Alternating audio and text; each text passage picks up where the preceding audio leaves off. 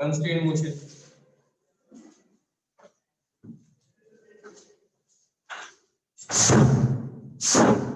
Constraint motion in rotation.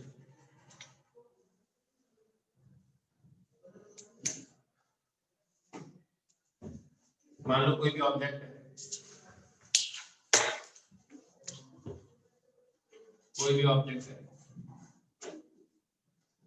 आपको इसके 2 points की वेलोसिटी पता है, centre of mass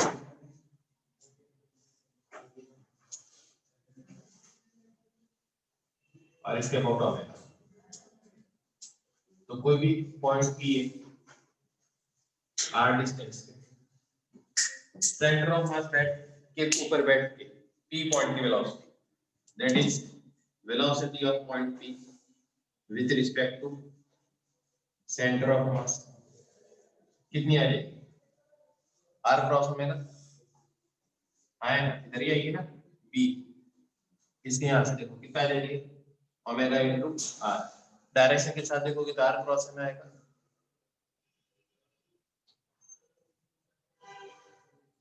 are cross omega है, आर क्रॉस ओमेगा है, आर क्रॉस ओमेगा बिल्कुल सही है। अब देखो, अब इसको तुम क्या लिख सकते हो, velocity of p minus velocity of centre of mass equal to r cross omega. तो velocity of point p with respect to ground कितना हो गया, r cross omega plus velocity of centre of mass, that is किसी भी p point की अगर velocity निकालनी, अगर ऑब्जेक्ट रोटेट भी कर रहा है ट्रांसलेट भी कर रहा है, तो क्या करना चाहिए, सेंटर ऑफ मास पे बैठ के उसकी वेलोसिटी देख लो, ओमेगा आ जाएगा, और उसमें और क्या ऐड कर दो, सेंटर ऑफ मास की वेलोसिटी, तो कहां की वेलोसिटी आ जाएगी, ग्राउंड की रिस्पेक्ट में आएगी। जैसे मान लो ये बीम है, सेंटर ऑफ मास की वेलोसिटी 6 मीटर पर सेकंड,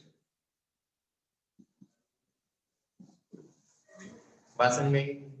कितनी वेलोसिटी है, 6 मीटर पर सेकंड। अब velocity of centre of mass 6 metre per second है, रेडियस है इसकी 2 मीटर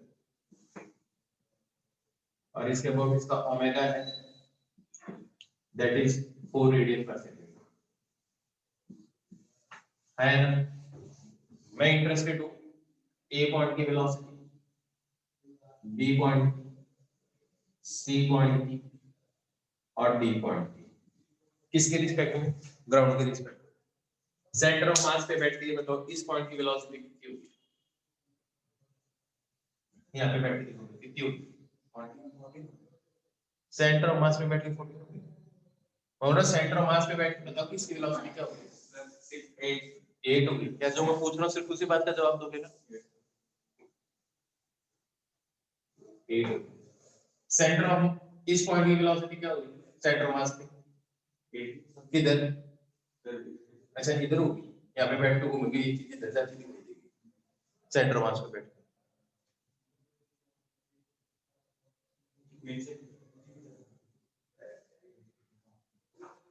इस पॉइंट की वेलोसिटी यहाँ से बैठ के क्या दिखाई देगी, इस पॉइंट की वेलोसिटी कितनी दिखाई देगी, इसको कोई कंफ्यूजन इस बात में है।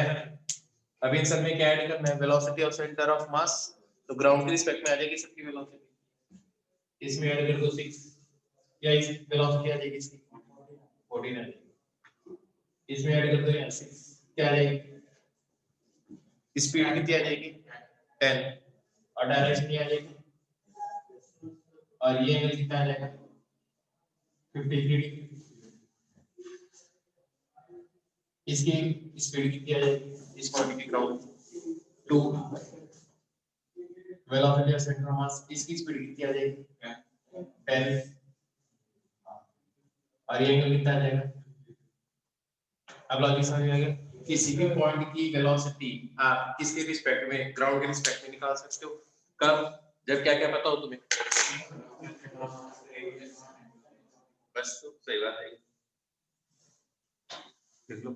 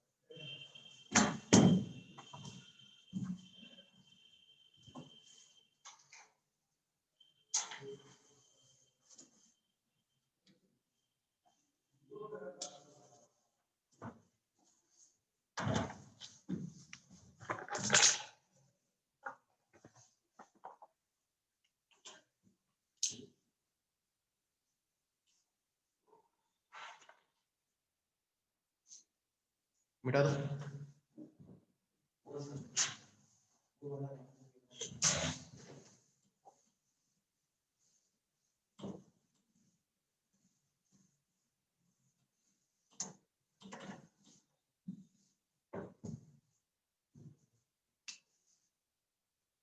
देखो कंडीशन ऑफ प्योर वी,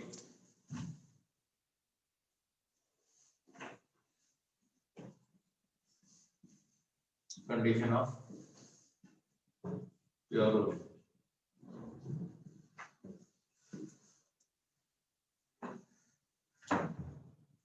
इधर जा रहा है, मान लो ये स्क्वायर है,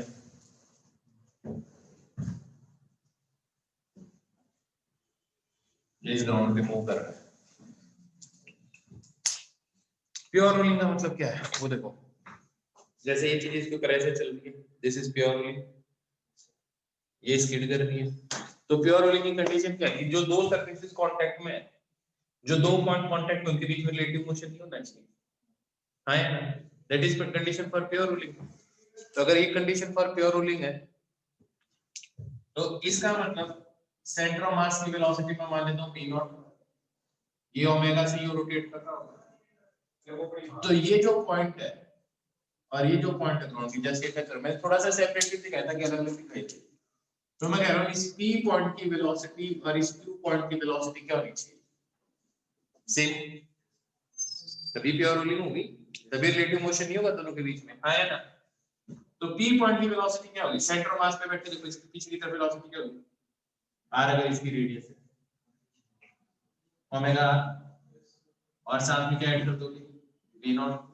तो इस डायरेक्शन को अगर मैं पॉजिटिव मान लूं तो वेलोसिटी ऑफ पॉइंट p क्या होगी, v नॉट माइनस ओमेगा, और वेलोसिटी ऑफ q क्या है, ग्राउंड पे बैठ के देखो तो वेलोसिटी ऑफ q क्या दिखाई देगी, या कोई पॉइंट की वेलोसिटी क्या दिखाई देगी मेरे को, जीरो, ये ग्राउंड पे कोई पॉइंट है, हाँ है ना, तो ये कितना है, जीरो है, हाँ है ना। तो कंडीशन फॉर प्योर रोलिंग क्या है, फॉर प्योर रोलिंग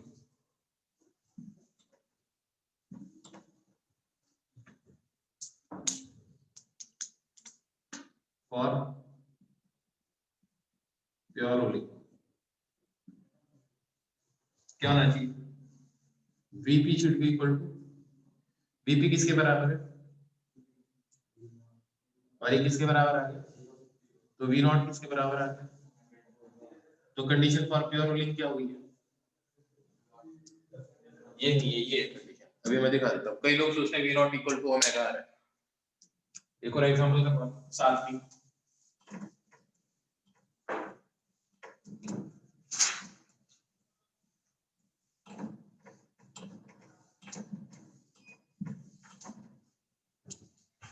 देखो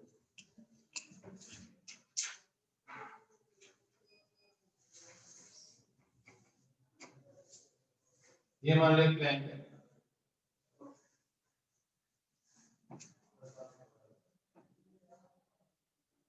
और ये ग्राउंड है, इस प्लेन की वेलोसिटी v है, इसकी वेलोसिटी v नॉट है, इसका ओमेगा और रेडियस इसकी r है। फिर से इन दोनों पॉइंट की वेलोसिटी सेम होनी चाहिए, p पॉइंट की और q पॉइंट की। p पॉइंट की वेलोसिटी क्या होगी ग्राउंड के रिस्पेक्ट में, सेंटर मास पे कंडीज ओमेगा हो गया, ये क्या आ जाएगा, तो वेलोसिटी ऑफ p पॉइंट क्या आ जाएगी, v नॉट माइनस, और वेलोसिटी ऑफ q क्या हो जाएगी, v हो जाएगी, ग्राउंड से बैठ के देखो, अगर ये फ्लैंक चल रहा है आया ना, यही का देगी और प्योर लिंक क्या होना चाहिए और प्योर लिंक क्या होना चाहिए, b should be equal to b2, यही है कंडीशन। तो क्या आ जाएगा, b naught minus omega should be equal to, इसका मतलब v naught equal to omega R नहीं कंडीशन फॉर प्योर, वो कब है, स्टेशनरी ग्राउंड पे, कब है वो, लिख लो।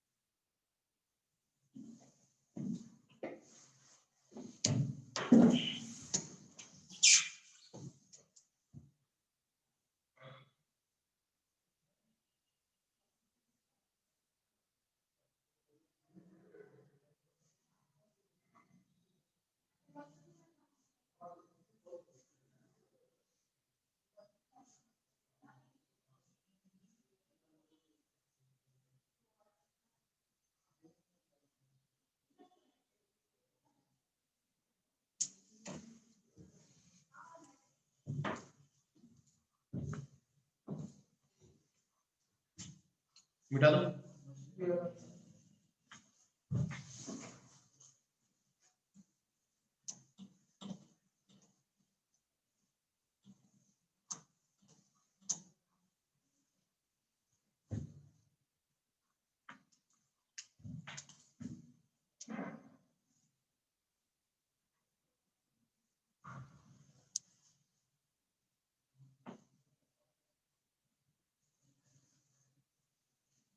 इस पॉइंट की वेलोसिटी है 5 मीटर 6 मीटर पर सेकंड,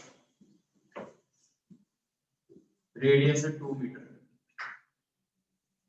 आपको सेंटर ऑफ मास की वेलोसिटी बताना है और ओमेगा बताना है।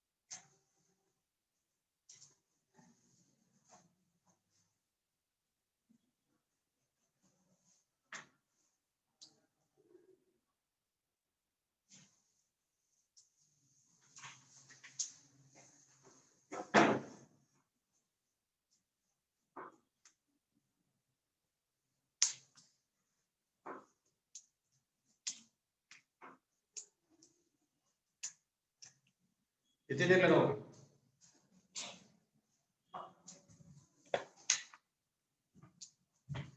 जल्दी बोलो।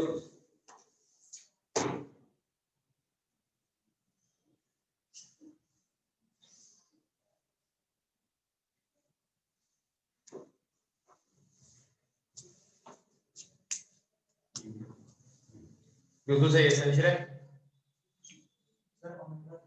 बिल्कुल ओमेगा 3 है, क्योंकि अब सुनो ओमेगा क्या कर 3, अच्छा चेक करो, तुमने v equal to omega R कर दिया ना, बिल्कुल गलत है, पूछो क्यों, क्या ये भी सेंटर ऑफ मास की वेलोसिटी है, तो फिर क्यों कर रहे हो, मतलब किसी भी पॉइंट की वेलोसिटी ले लोगे, सेंटर ऑफ मास की वेलोसिटी v नॉट या velocity of centre of mass, तो velocity of centre of mass should be equal to omega into r, इस पॉइंट की वेलोसिटी 0 होनी चाहिए, वही है condition for pure rolling, centre of mass की वेलोसिटी होनी चाहिए। इस पॉइंट की वेलोसिटी क्या होगी, ओमेगा आर भी इधर आएगा, प्लस सेंटर ऑफ मास की वेलोसिटी जो किसके बराबर है, v के बराबर है। तो ओमेगा r किसके बराबर आएगा, velocity of centre of mass के बराबर। इसकी जगह मैं क्या लिख सकता हूँ, centre of mass plus velocity of centre of mass equal to 6। तो velocity of centre of mass कितना आ गया, 3 मीटर पर सेकंड है ना।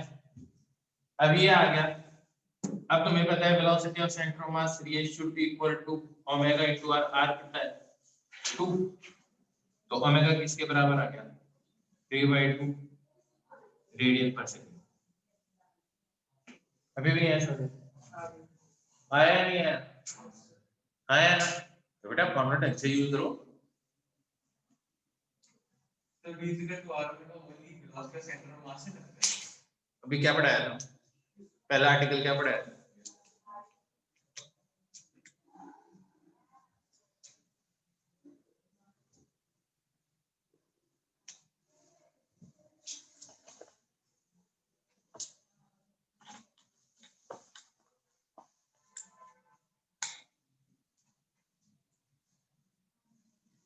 संचय पता चल गया क्या है।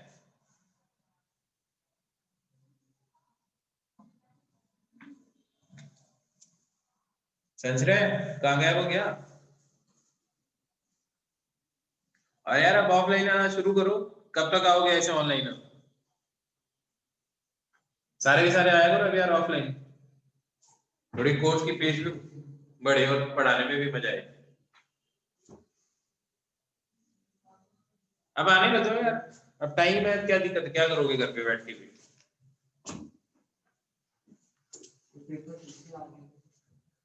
कब आगे पेपर, फर्स्ट वेब से फाइनल। अरे फर्स्ट वेब बहुत दूर है, जल्दी आ जाओ ताकि मैं फर्स्ट वेब तक कोर्स खत्म करा दूं तुम्हें। फर्स्ट वेब तक क्यों टेंशन ले, बिठा दो इसको। फर्स्ट वेब से पेपर है ना, डबल लगा के लगाऊंगा तुम्हारी 9 बजे से। फिजिक्स के 2 टॉपिक साथ में चलेंगे, ठीक है। एक तरफ वो इलास्टिसिटी इलास्टिसिटी वाला, ठीक है, और एक तरफ मैं फ्लूइड मैकेनिक्स एसएचएम वेव करवा दूंगा, बस सब खत्म है ना।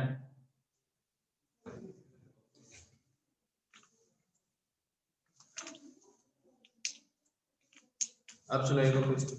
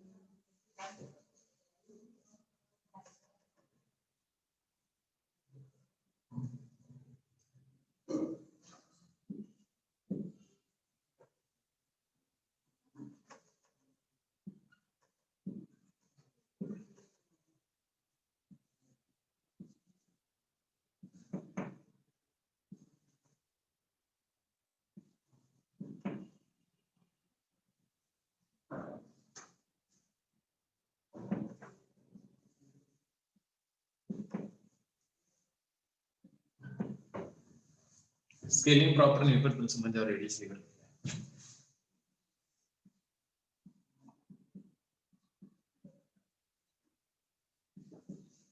Omega is 10 radian per second omega, इसका ओमेगा 2, इसका ओमेगा, अब मेरे को नहीं पता कैसे ओमेगा, इसका ओमेगा 2 ओमेगा 3 की वैल्यू का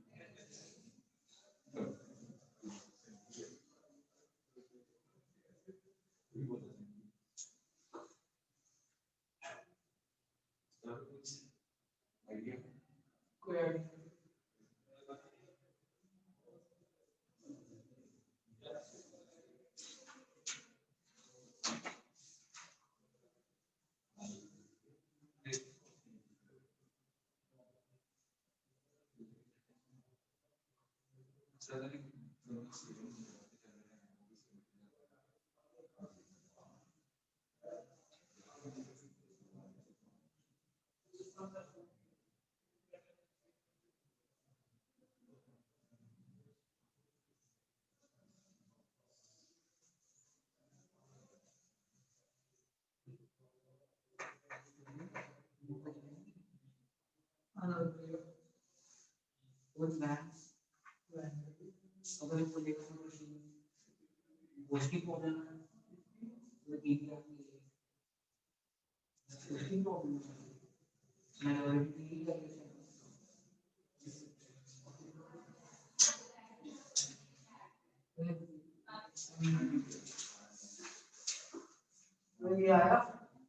भाई, देखो मेरे पास ज्यादा टाइम है नहीं और तुम्हारे पास भी नहीं है, ठीक है? अब फटाफट आंसर बताओ।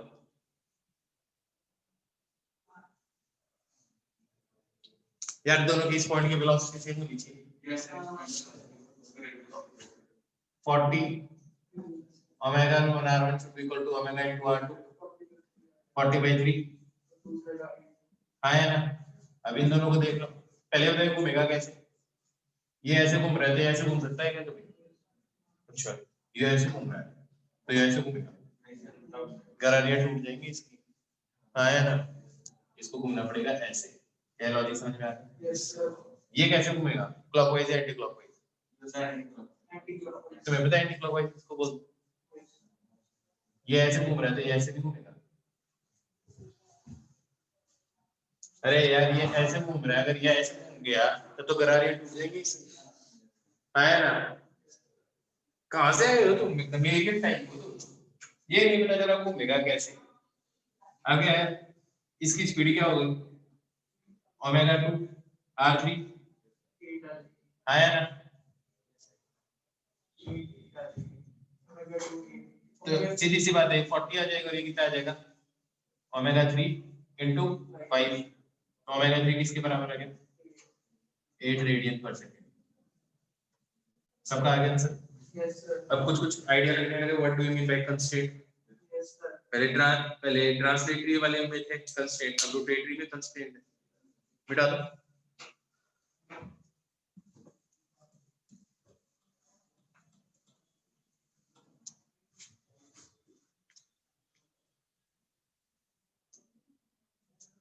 एक का 40/3 एसेंशियल, सेकंड वाले का 40/3 है। एक और देखो क्वेश्चन,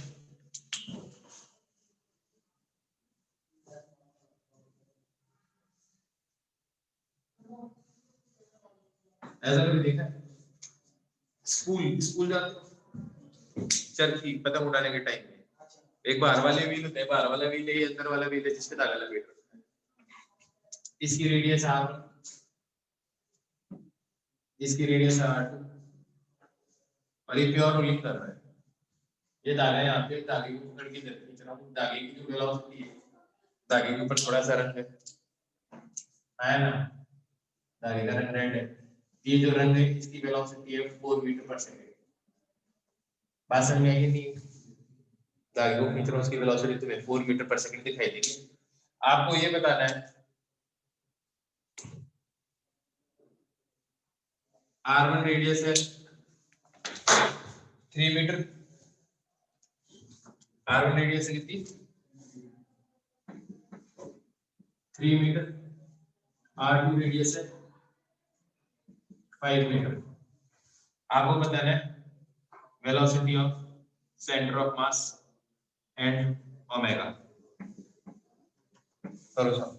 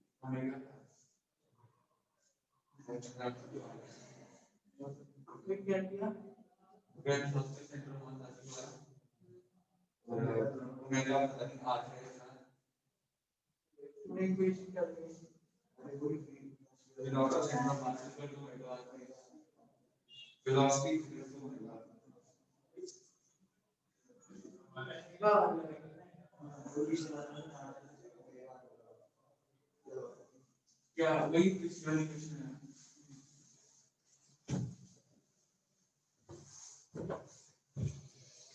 हाँ क्या है आंसर?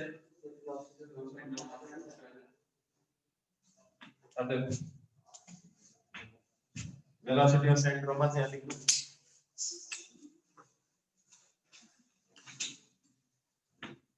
जो भी velocity of centre of mass, velocity of center of mass should be equal to omega into r1 या r2 r1। अब मैं मारो ना खींच के तुम्हारे तो पता चल जाएगा तुम्हारा। देखो इस पॉइंट की वेलोसिटी जीरो करनी है, इस पॉइंट की जीरो करनी है जो ग्राउंड पे अटैच है। अभी तक ये बात समझ में नहीं आ रही? रट रहे हो क्या? रट रहे हो क्या? Omega into r2। फिर इतना पढ़ाने की क्या जरूरत है? वो फॉर्मूले रटाते तो 5 से, अगर वही रट लें। ओमेगा इनटू r2, इस पॉइंट की वेलोसिटी क्या होगी? ओमेगा इनटू r1, इस पॉइंट की वेलोसिटी सेंटर ऑफ मास पे बैठ के देखो, plus velocity of centre of मास जो किसके बराबर होगी? जिस स्पीड से भागा जा रहा होगा वही इस पॉइंट की वेलोसिटी कितना हो गया? 4। ओमेगा किसके बराबर है? Velocity of centre of mass r1 by r2 plus velocity of centre of mass equal to 4। r1 की वैल्यू क्या है? इसकी वैल्यू क्या है? तो ये कितना आ गया? 3/5 velocity of centre of mass plus velocity of centre of mass to be equal to 4। ये कितना आ जाएगा? 8/5। ये आ जाएगा 8/5 velocity of centre of mass should be equal to 4। आया ना? तो velocity of centre of mass किसके बराबर आएगा? 2.5 आया ना? 2.5 मीटर पर सेकंड आ जाएगा। या अभी भी नहीं आया समझ में? नहीं था, आया ना? अब ओमेगा निकालना पड़ेगा, velocity of centre of mass पता चलेगा। तो velocity of centre of mass कितना है? 5/2 should be equal to omega into r2। r2 कितना है? 5। तो ओमेगा किसके बराबर आ गया? 0.5 रेडियन पर सेकंड। इतनी सिंपल बात है, इतना ऐसे कॉम्प्लेक्स बना रहे हो।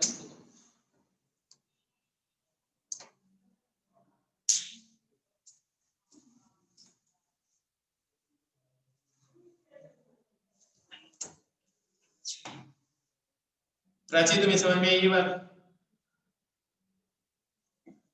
प्राची अनम्यूट कर रहा हूं, बोलो तुम। ठीक है, हो गया। और रचित,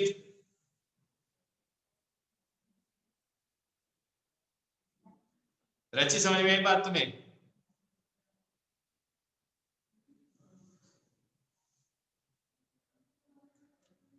विख्यात, शावक, राहुल, सबको आ गई ये बात समझ में अच्छी तरह से? ठीक है।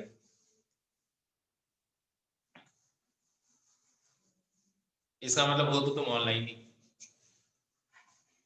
वरना लोग क्या फोन ऐसे चार्ज में लगा के आराम से सो भी जाते हैं, क्लास चलती कोई बात नहीं।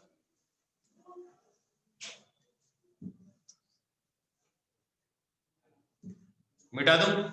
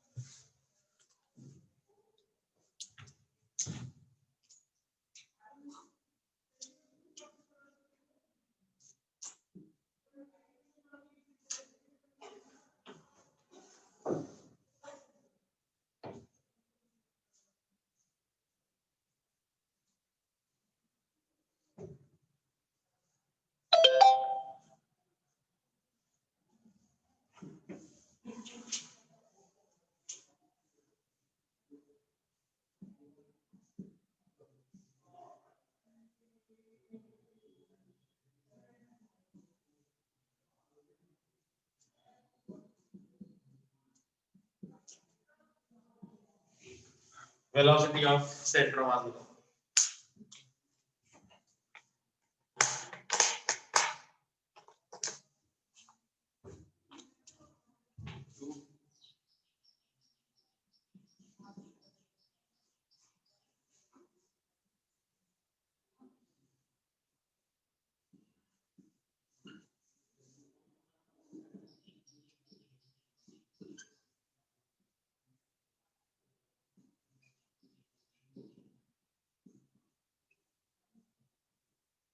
इसमें ओमेगा लगाओ, इसका ओमेगा कितना होगा? समझ में आ रही है बात?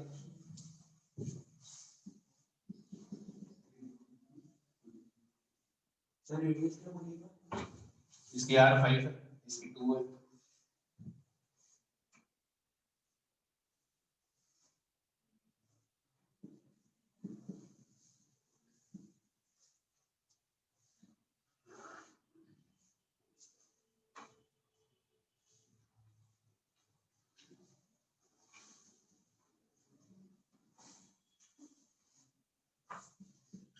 इसमें ओमेगा बताओ।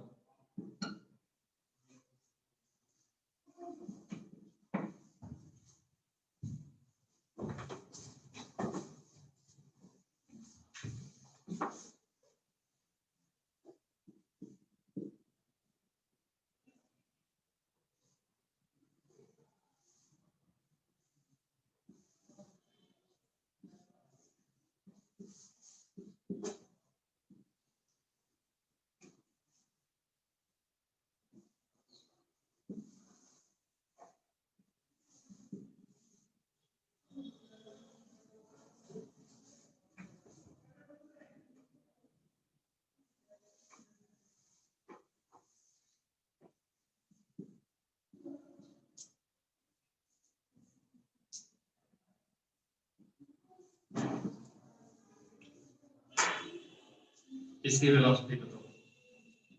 समझ में आ गई सारे क्वेश्चन? देता हूँ 2-3 मिनट, करो सॉल्व।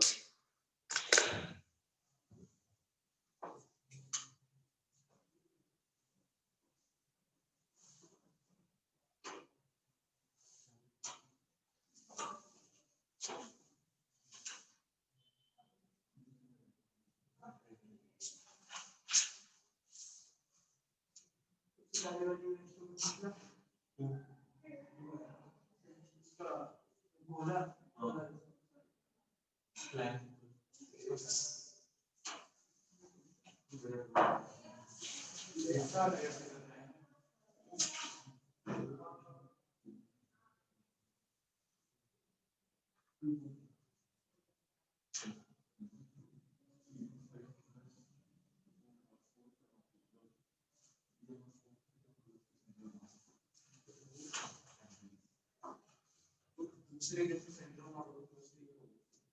में एक नहीं होगा इसका तो सर्कल है और slide factor of mass minus WR is equal to 10 minus WR.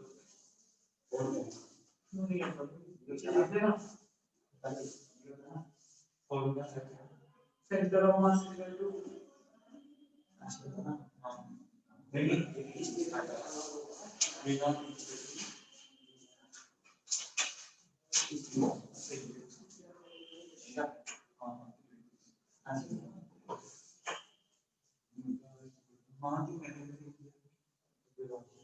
में से 2 आ रहा है। हाँ हाँ तो फॉर्मूला ये है ना v naught minus omega is equal to लॉग से हाँ हाँ तो इसमें तो हुआ ना बस 2 मिनट आगे तो सेकंड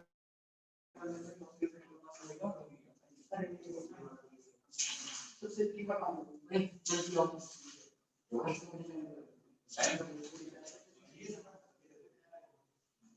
v नॉट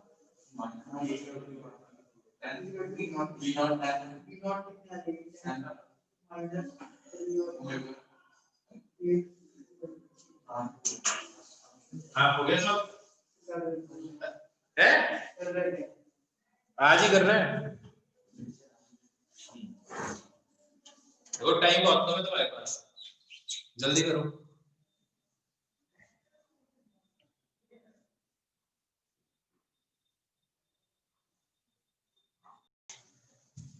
देखो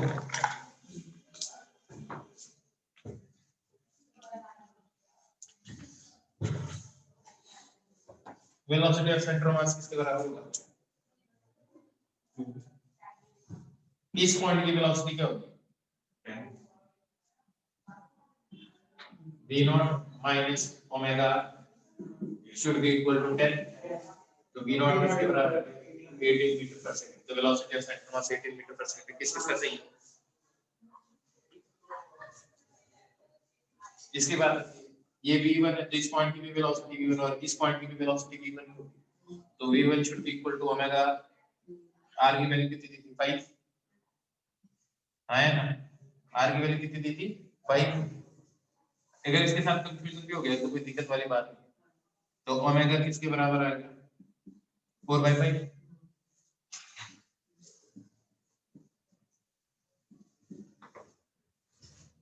फिर इस पे आ जाओ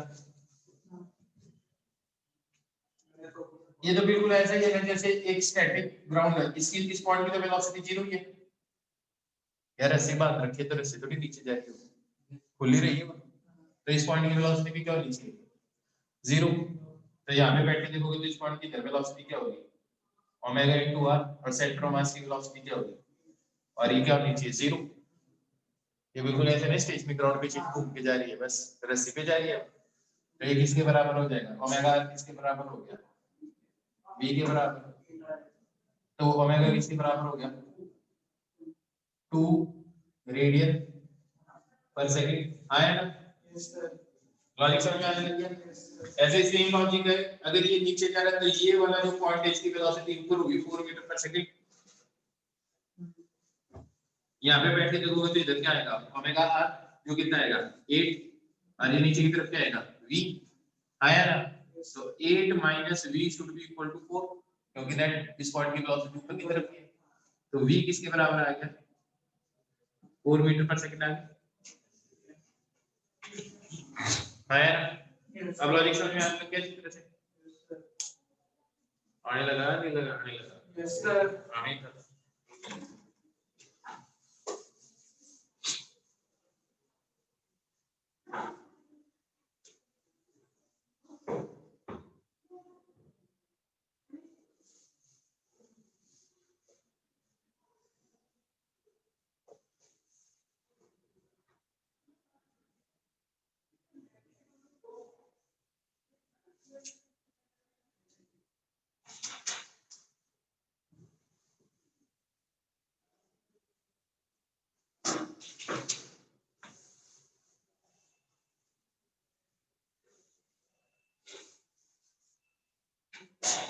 समझ आ गया यस सर मिटा रहा हूँ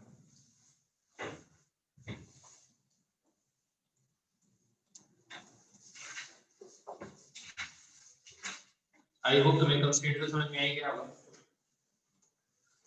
अब जो वेलोसिटी में रिलेशन होगी एंगुलर एक्सीलरेशन और ट्रांसलेटरी एक्सीलरेशन में रिलेशन होगा जैसे v equal to omega r है तो e equal to r alpha होगा सेम टाइप का तो मैं वापस बार-बार करवाऊंगा नहीं उस चीज को अब करवाते हैं दूसरी बात सुनो क्या है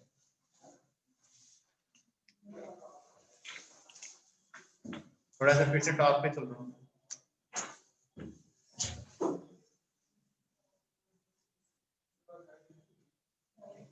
एक रॉड m मास l लेंथ, f फोर्स इधर लग रहा है, f फोर्स इधर लग रहा है, मास ml लेंथ है, नेट फोर्स क्या लग रहा है इसके? जीरो। तो सेंटर ऑफ मास की वेलोसिटी क्या होगी? जीरो। नेट टॉर्क लग रहा है इसके ऊपर? नहीं लग रहा। कोई भी चीज फ्री होती है तो कौन से एक्सिस के अबाउट रोटेट होती है?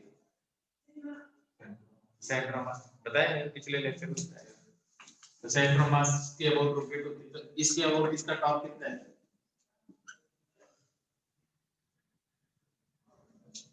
अच्छा टॉप नहीं आता तुम्हें? हाँ तो बोलो ना, क्लॉकवाइज या एंटी क्लॉकवाइज? इस पॉइंट के अबाउट इस फोर्स के कारण कैसा टॉर्क लग रहा है? क्लॉकवाइज या एंटी क्लॉकवाइज? कैसे घूमेगी ये चीज? क्लॉकवाइज। इसके कारण क्लॉकवाइज। दोनों का टॉर्क ऐड हो गया माइनस होगा? ऐड होगा। तो नेट टॉर्क तो नॉन जीरो है आया ना। तो इस केस में क्या चीज है? नेट फोर्स तो जीरो है, लेकिन नेट टॉर्क किसके बराबर है? F into L, F into L by 2 plus F into L by 2 आया ना। दूसरा एग्जांपल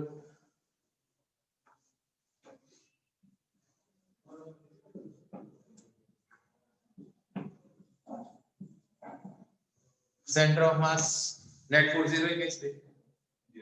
अच्छा नेट फोर्स जीरो। ढंग से चलते यार, एकदम क्लियर दिमाग रखो। ऐसे क्या हो गया तुम्हारे दिमाग के? हाँ नेट फोर्स क्या है इसके? 2F। Acceleration of centre of मास क्या है? 2F by m। और नेट टॉर्क क्या है? क्योंकि इस पॉइंट के अबाउट इस फोर्स का टॉर्क कैसे होगा? इस फोर्स का टॉर्क कैसे होगा? FL/2 एक माइनस FL/2 दोनों ऐड हो गए क्या आ जाएंगे? जीरो। तो इस केस में नेट फोर्स तो है 2F आया ना, लेकिन नेट टॉर्क क्या है? जीरो। ऐसे भी कंडीशन पॉसिबल है। तो इस केस में रोटेशनल मोशन नहीं होगा आया ना, या रोटेशनल एक्सीलरेशन नहीं होगा। इसमें रोटेशनल एक्सीलरेशन होगा, लेकिन सेंटर ऑफ मास की वेलोसिटी जीरो होगी।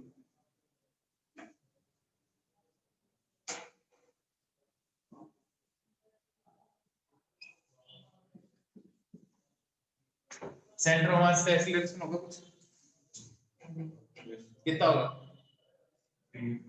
3F by m। अरे यार क्या सोच रहे हो? आराम से जवाब दो। Net force is equal to m है।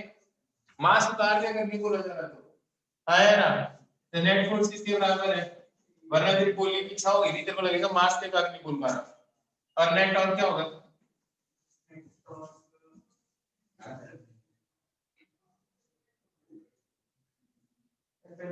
FL/2 क्लॉकवाइज या एंटी क्लॉकवाइज? एंटी क्लॉकवाइज आया ना। तो इसका मतलब सारी चीजें पॉसिबल है। तो क्या हमें क्या क्या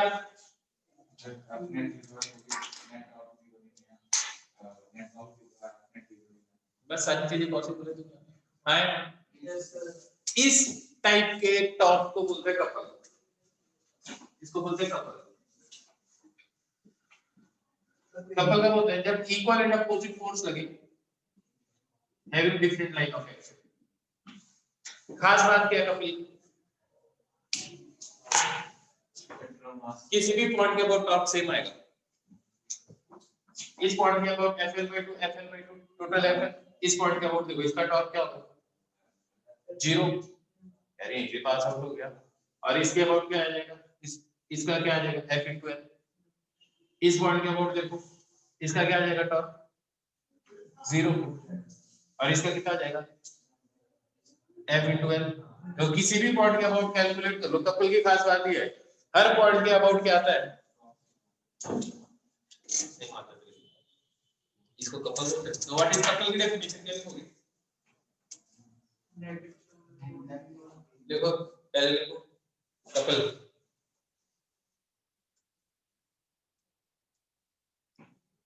लिख दिया कपल? देखो when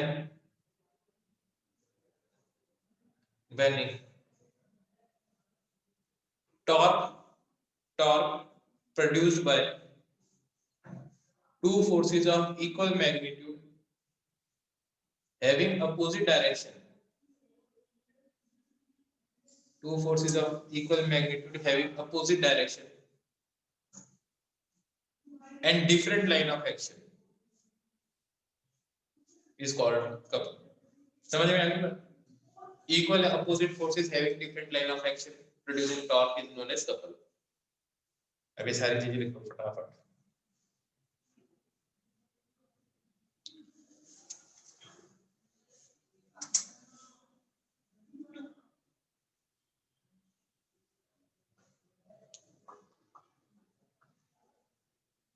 सबको समझ में आ रहा है ना? ऑनलाइन? हाँ.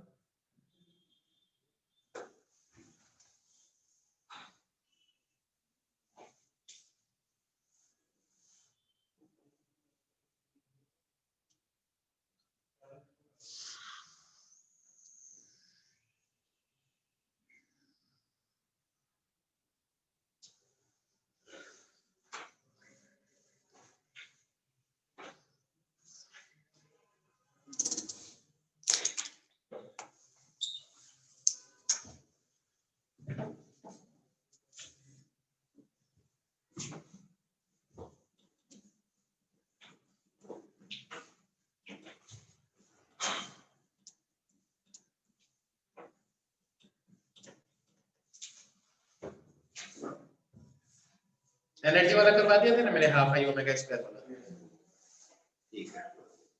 इतना समझ में आ गया तुम्हें अच्छी तरह से? Yes, sir. अब कुछ प्रॉब्लम सॉल्व करें. ठीक है.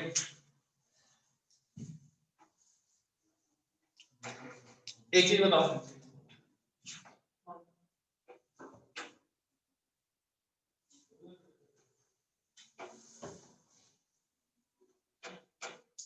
इसका मास है 10 kg.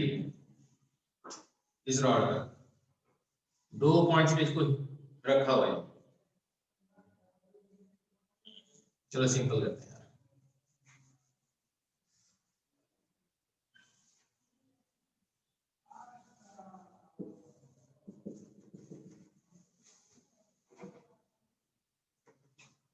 मीटर स्टिक है.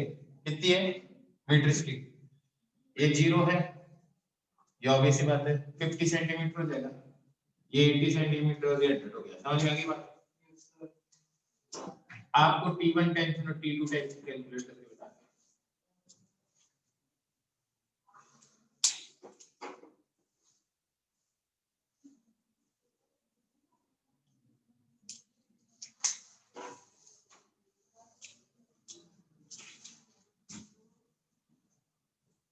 पहले मतलब T1 plus T2 translate T2 period के लिए क्या होना चाहिए? T1 plus T2 किसके बराबर होना चाहिए? 100 के बराबर.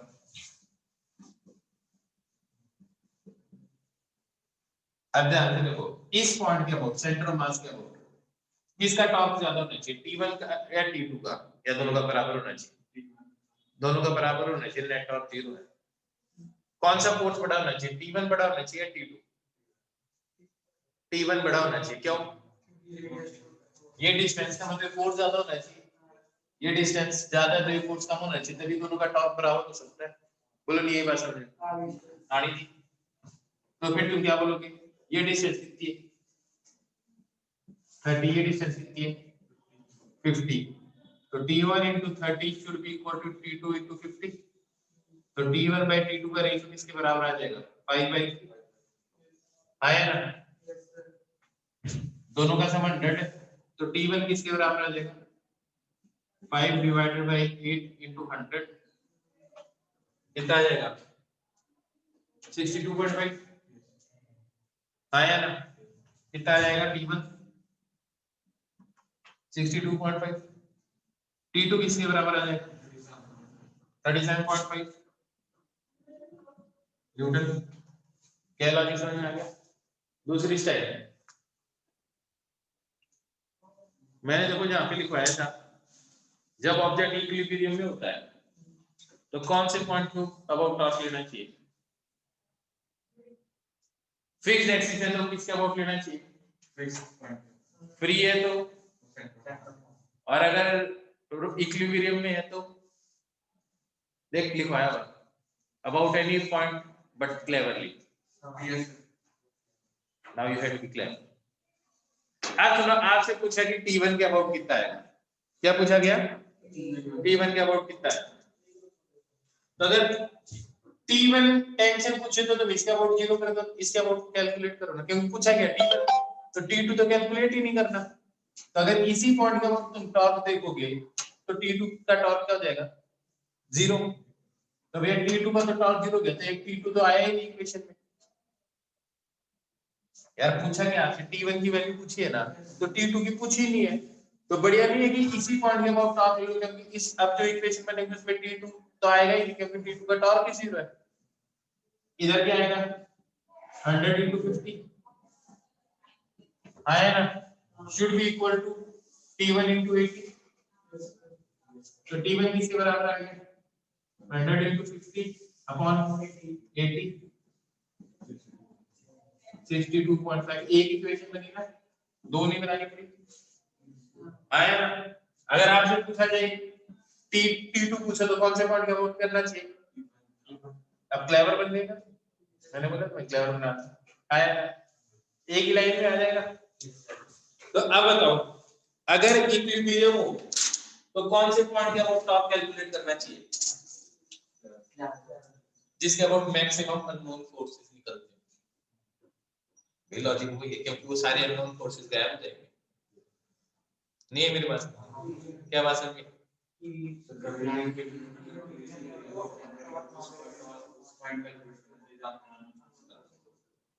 ठीक है, बात समझ में आ गई, गुड। अब मेरे को एक बात बताओ, ये बात तो तुम्हें आगे समझ में कि मैक्सिमम अननोन फोर्सेस आए वहां से, और दूसरा लॉजिक क्या लगाना, जो चीज पूछी नहीं जा रही ना उसके अबाउट निकाल लो, ताकि वो चीज ना नहीं, उसका टॉर्क आए ना। तो ये बात लिख लो दोनों points. if an object is in equilibrium, torque should be calculated about the point through which maximum unknown forces are passing। सही बात है एकदम।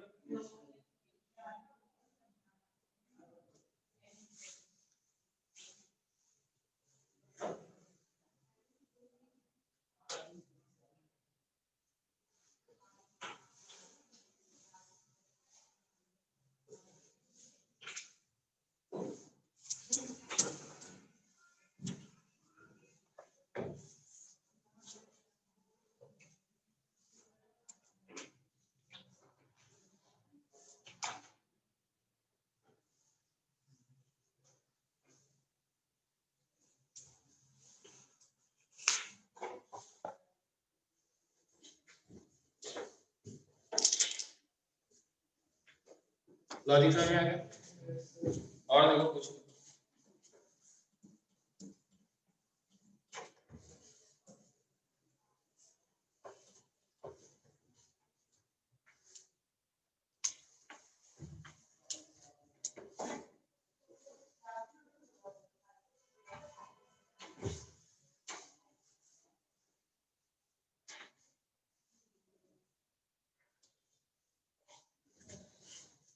m mass l length,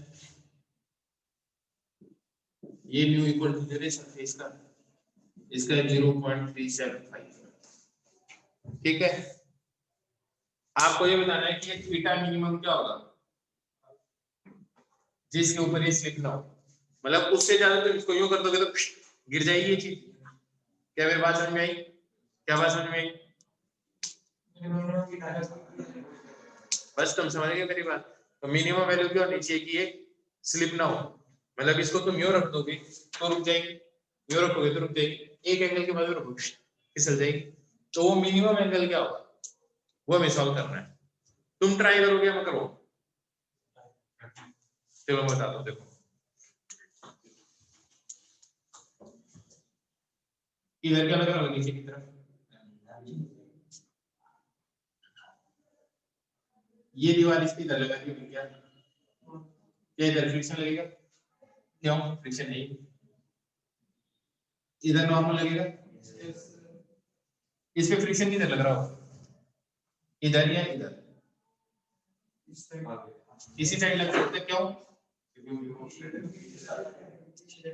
क्योंकि ये फोर्स इधर है तो सेंटर ऑफ मास इस डायरेक्शन में एक्सेलरेट नहीं करना चाहिए, तो जितना फोर्स लग रहा होगा उतना ही फोर्स लग रहा होगा, तो F किसके बराबर होना चाहिए, L के बराबर, N डैश किसके बराबर होना चाहिए,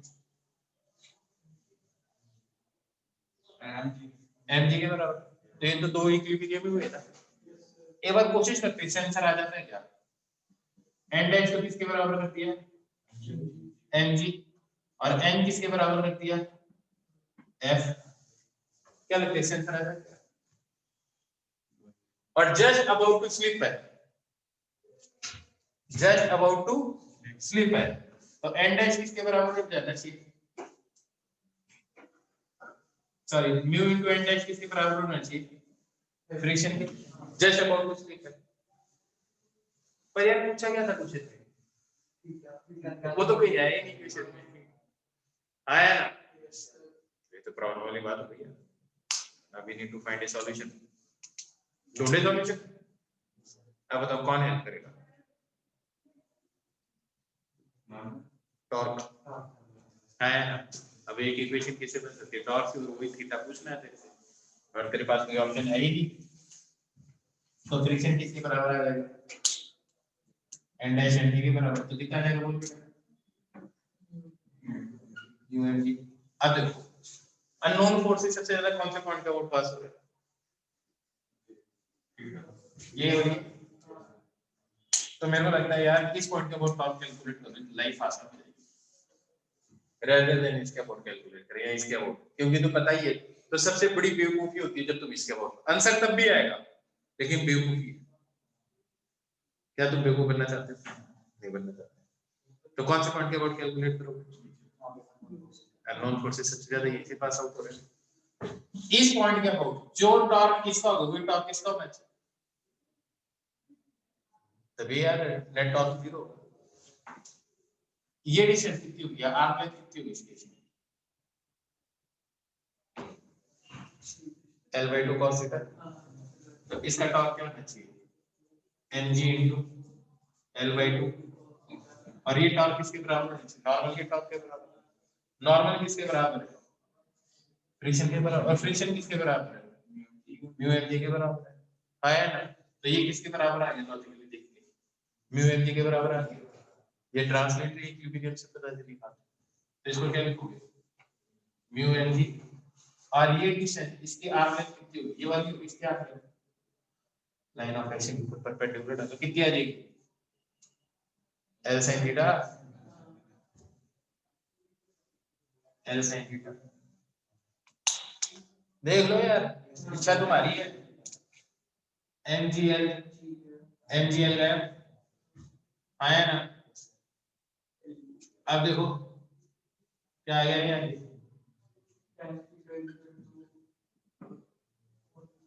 1/2 म्यू, तो ये आ गया 0.75, आया ना। ये कितना आ गया 3/4, तो थीटा किसके बराबर आ गया 37 डिग्री, आया ना। क्या लगा, शानदार चीजें नहीं, बस ऐसे ही मजे करोगे तो लाइफ।